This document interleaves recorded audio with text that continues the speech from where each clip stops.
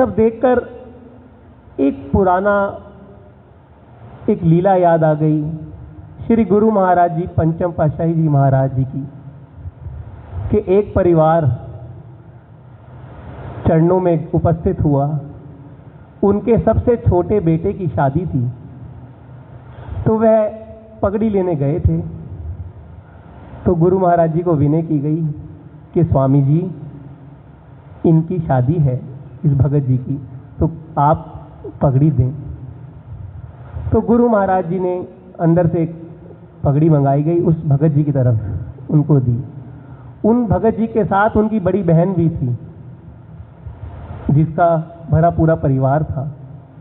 गुरु महाराज जी ने एक चुन्नी ली जो शादी के टाइम पर दी जाती है, और उसकी तरफ फेंक दी, उसकी झोली में डाल दी। वह भक्तानी सोचती कि स्वामी जी, मैं तो भाई के लिए आई थी, अपने लिए नहीं। उसके मन के विचार पर उसने दोनों हाथ जोड़ के गुरु महाराज जी का आशीर्वाद समझकर उसको रख लिया। कुछ दिन बीते, वह भक्तानी जब वापस आई, कुछ दिन बाद उसके भगत जी कहीं सड़क पर जा रहे हैं, स्कूटर पे थे, कुछ बैलेंस बिगड़ा और हाईवे पे थे, तो स्कूटर गिर गया और भगत जी भी साथ में गिरे। कुछ चोटें भी आई, पर गुरु महाराज जी की बड़ी कृपा थी कि पीछे कोई भी ट्रैफिक नहीं था। सब लोगों ने मिलकर उन भगत जी को उठाया। थोड़ी चोटें लगी, पर वह जल्दी ही 5-7 दिन में स्वस्थ हो गए। तो वह भक्तानी अपनी बीती सुनाती कि शायद मैं आज समझती हूँ कि प्रभु ने वो मेरी झोली में क्या डाला था। शायद वह दूसरा जीवन दे रहे थे जो मैं उस समय समझ नहीं पाई। तो इसी प्रकार श्री हुजूर गुरु महाराज जी भी उनकी विनय को स्वीकार कर ना जाने किस रूप में उनके दुख काट रहे थे। फिर शाम को सुबह 11 बजे दर्शन खुले और करीबन 3 बजे तक श्री गुरु महाराज जी 4 घंटे लगातार विराजमान रहे और संगतों को टाइम मिला। फिर शाम को जहां मेलबर्न की सारी संगत जिन होटल में रुकी हुई थी, वहीं पर इंतजाम किया गया, वहीं पर हॉल बुक किया गया कि श्री गुरु महाराज जी शाम को वहीं दर्शन देंगे ताकि संगतों को आराम हो। वहां पर जब होटल में जाना हुआ तो क्या देखते हैं, उस 5 स्टार होटल के बाहर जोड़े ही जोड़े पड़े हैं। वो लगता ही नहीं था कि वो होटल है। जो लोग वहां आ रहे हैं वो सब हैरान कि बाहर इतने सारे जोड़े कहां से जूते लोग उतार के चले गए। अंदर श्री गुरु महाराज जी विराजमान हुए, खूब नाच गाना हुआ, सत्संग हुआ, प्रभु जी ने सबको कृतार्थ किया। अगले दिन फिर सुबह जब श्री दर्शनों का टाइम हुआ तो एक बच्चा, एक परिवार जो दर्शनों के लिए आया, तो बच्चा, उसकी उम्र होगी 6-7 साल। तो श्री गुरु महाराज जी ने उसका नाम पूछा, उसने अपना नाम बताया। तो श्री गुरु महाराज जी ने फरमाया कि असी तैनू 2 नाम देंदे हां, तू जो तैनू पसंद है चुन ले। गुरु महाराज जी ने फरमाया कि ज्ञानचंद और दीवान चंद, तेरे को जो पसंद है तू चुन ले। उस बच्चे को, क्योंकि वो Australian born and brought up था, तो उसको इंग्लिश में समझाया गया कि which name do you like, Gyanchand और Diwan Chand. And the child replied, I like Gyanchand, क्योंकि वो एक्सेंट ऑस्ट्रेलियन था। गुरु महाराज जी ने अपनी याद उस परिवार, उस बच्चे के अंदर डाल दी कि जब भी वह नाम पुकारेंगे उनको श्री गुरु महाराज जी की याद आएगी। तो ना जाने प्रभु किस किस तरीके से अपनी याद बख्श रहे थे।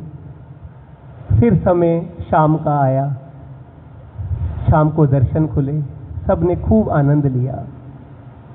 2 दिन बीत चुके थे, लेकिन सब भगत जितनी संगत वहाँ ऑस्ट्रेलिया में आपस में मन में उनके सबके एक फीलिंग या आपस में वो चर्चाएं करते कि श्री गुरु महाराज जी इतनी दात लुटा रहे हैं, सबकी झोलियां भर रहे हैं, परंतु प्रभु जी एक बार आप मुस्कुरा दीजिए ना, आप एक बार हंस देंगे तो हम सबको चैन मिल जाएगा। सारों के दिल में एक ख्याल, आपस में कोई चर्चा करे कि स्वामी जी मुस्कुरा नहीं रहे। तीसरा दिन जब शाम को दर्शन खुले तो किसी नई जगह पर दूसरे किसी हॉल में बुकिंग थी, तो श्री गुरु महाराज जी विराजमान हुए। वहाँ पर उन लोगों ने एक प्ले रखा था जहाँ पर 6 भगत आए, 5 भगत 5 नियमों का रूप बनकर आए और 1 भगत माया का रूप बनकर आया। सबसे पहले एक भगत जी खड़े हुए, उन्होंने बताया कि मैं हूँ श्री आरती पूजा, जो सुबह शाम नित्य समय से मेरा पालन करता है, मैं उसे सुख शांति देती हूँ।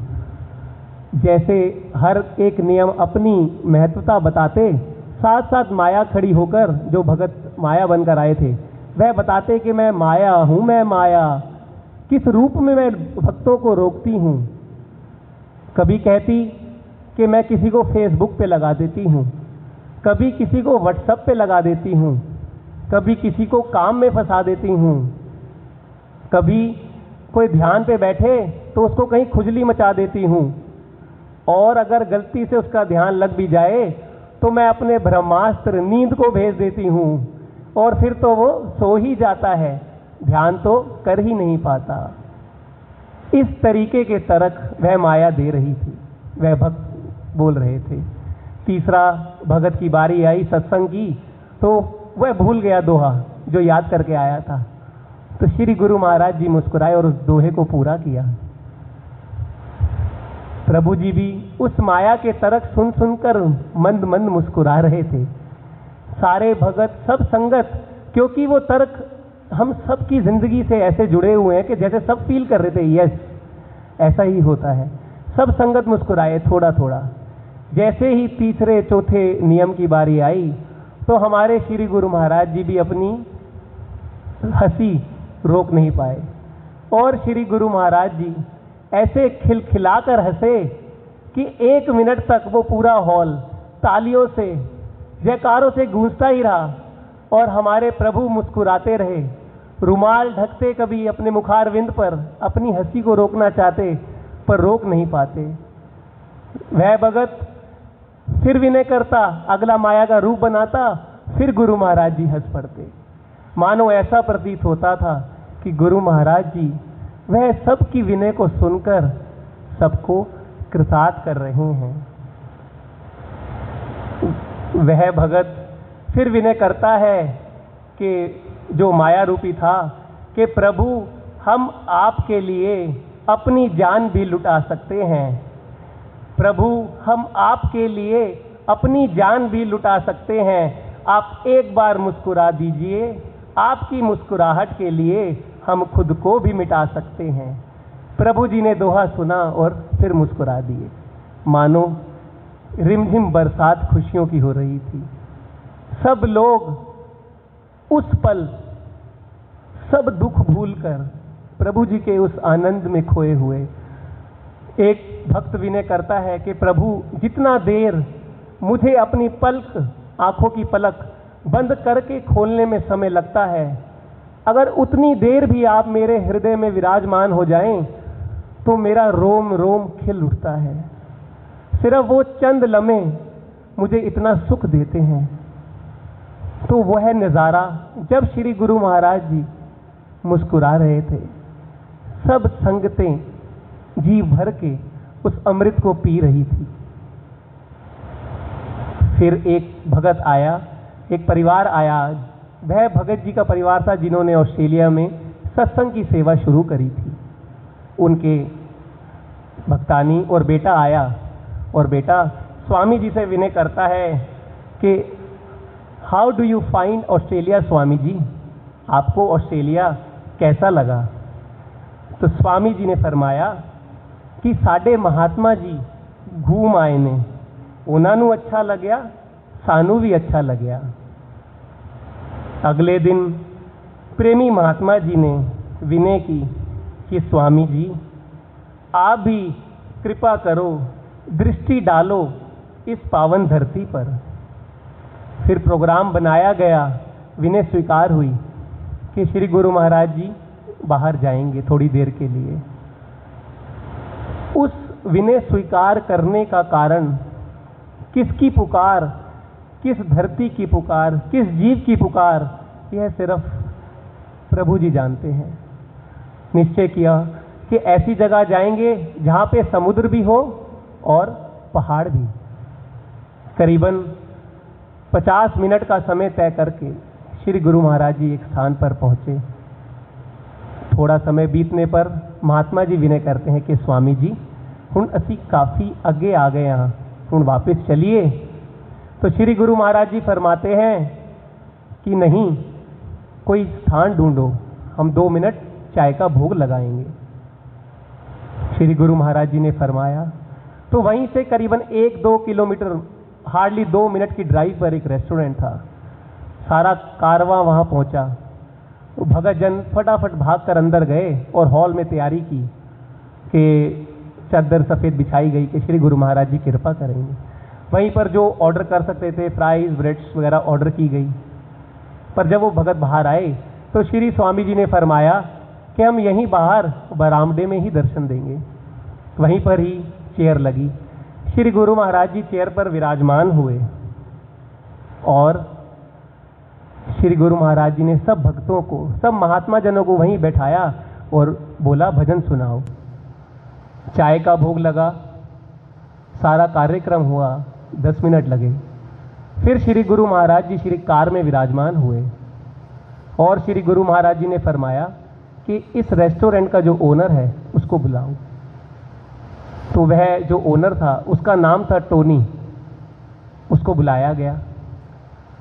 तो श्री गुरु महाराज जी ने जब वह आया तो गुरु महाराज जी ने महात्मा जी को कहा कि इससे पूछो, एनू पूछो एदे गुरु कौन ने। उनसे पूछा गया हु इज योर गॉड। तो he replied I am Christian, Jesus is my God, कि हम, मेरे भगवान जीसस हैं। श्री गुरु महाराज जी ने फरमाया ओते चले गए, आज दे महापुरुष कौन हैं। तो उनसे पूछा गया do you have any father और सेंट नाउ। तो he said I only follow Jesus. फिर श्री गुरु महाराज जी ने फरमाया एनू पूछो कभी श्री अनंतपुर आया है। पूछा गया have you ever been to India, we have a very big temple Shri Anantpur in India. He replied, I went to India once, I went to Bombay. Shri Guru Maharaj जी ने फरमाया बॉम्बे नहीं, श्री अनंतपुर आवे, अनंतपुर। फिर श्री गुरु महाराज जी वहाँ भगत से पूछते हैं कि यहाँ पर कितना बिल आया। तो वह Bhagat ji let's say assume बताते हैं स्वामी जी $100। तो श्री गुरु महाराज जी फरमाते हैं कि जितना बिल आया है उससे 6 गुना इसको दे दो। ना जाने उसके कौन से कर्म थे, क्या पुकार थी जिसके लिए गुरु महाराज जी ने ये विध बनाई। उस भगत को 6 बैग बड़े प्रसाद के दिए गए। फिर वह भगत प्रसाद लेकर अंदर गया, श्री कार चलने लगी। फिर गुरु महाराज जी ने फरमाया उसको दोबारा बुलाओ। उसको दोबारा बुलाया गया। श्री गुरु महाराज जी ने फरमाया कि एनू ए हार दो देवो ते आखो समय दे महापुरुषां नू पहनावे। फिर विनय की कि स्वामी जी इसके तो समय के महापुरुष तो ये जीसस को मानता है। तो श्री गुरु महाराज जी ने फरमाया एनू साढ़े कोल लाओ ते एनू फरमाओ सानू हार पवावे। तो वह टोनी भी देख के हैरान था, मानो उस 10 मिनट के अंदर उसके भी भाव जाग गए हों। वह भी अपने भाग्यों पे यकीन नहीं करता था। वह भी क्वेश्चन पूछता था कि shall I put it on, can I, are you sure कि आप ये चाहते हैं मैं पहनाऊं? उसको भी अपने भाग्यों पर यकीन नहीं हो रहा था। तो प्रभु जी ने उसके हाथ से वह हार पहना। फिर जब वो श्री कार चलने लगी तो जो फ्राइज वगैरह ऑर्डर करे थे वह बनकर आ गए। तो जैसे ही फ्राइज लेकर आ रहे थे, श्री गुरु ने बोला ये क्या है? तो विनती हुई, स्वामी जी ये फ्राइज बनवाए थे। तो गुरु महाराज जी ने सब कारों में वह फ्राइज बंटवाए और एक पैकेट अपने हाथ में ले लिया। श्री कार चल पड़ी। श्री कार में जो भगत जी चला रहे थे, महात्मा जन जो थे, सबको श्री गुरु महाराज जी ने प्रसाद दिया और फरमाया उन भगत जी को कि भगत जी ये प्रसाद जो फ्राइज बचे हैं ये और लो। तो भगत जी ने जैसे ही सुना, उन्होंने श्री कार जो थी साइड लगाई हाईवे पे और दोनों हाथ करके वह प्रसाद लिया। स्वामी जी ने फरमाया यह प्रसाद समुद्र देवता के लिए है, यह उसको अर्पित करके आओ। सामने समुद्र था। इतने में जब यह वार्ता हो रही थी तो पीछे से कुछ महात्मा जन की गाड़ी भी आ गई। तो कुछ महात्मा जन और वह भगत गए और समुद्र में जाकर वह प्रसाद अर्पित किया। तो किसकी भावना श्री गुरु महाराज जी ने कैसी पूरी करी, ये तो हम जीव बुद्धि नहीं समझ सकती। तो इसको अपने भगत अपने शब्दों में सिर्फ यही कह सकता है कि कैसे करूं शुक्रिया तेरी मेहरबानियों का मेरे खुदा, कैसे करूं शुक्रिया तेरी मेहरबानियों का मेरे खुदा। मुझे मांगने का सलीका नहीं है पर तू देने की हर अदा जानता है। कि प्रभु जानते हैं कि कैसे किस रूप में किसको क्या देना है। वह सब प्रेमी जहां जहां प्रभु ने कृपा की, सब आज उनके भाव पूछो तो उनके दिल से यही विनय निकलती है कि प्यार के पल जो आपसे मिले हैं उसका एहसास बाकी है। प्यार के पल जो आपसे मिले हैं उसका एहसास बाकी है। सारी जिंदगी शुक्राने में गुजरे यही अरदास बाकी है। मैं कुछ भी नहीं आपके बिन सतगुर, मैं कुछ भी नहीं आपके बिन सतगुर। आप तो सार हो मेरी कहानी का, आपका वजूद समंदर से भी बड़ा है। मैं तो बस कतरा हूँ पानी का। तो आइए हम सब भी श्री गुरु महाराज जी के चरणों में यही विनय करते हैं कि प्रभु आपकी ये सुंदर लीलाएं ऐसे ही हमारे हृदय में सदैव बसी रहें और हम सदैव आपका शुक्राना करते रहें। बोलो जयकारा बोल मेरे श्री गुरु महाराज की जय।